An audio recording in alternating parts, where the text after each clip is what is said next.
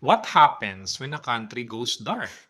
There are reports of heavy internet restrictions in Iran, limited information, restricted access. And that matters more than people think.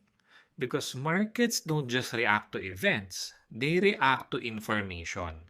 And when information becomes limited, uncertainty increases, less transparency, more speculation, more volatility.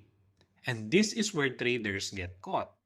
You're looking at charts, but the information behind those moves is incomplete. That's why it feels random, because you don't see the full picture.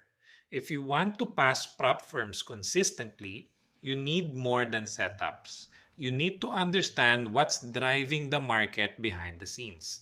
I'm helping a few traders build that system. Comment fund or message me.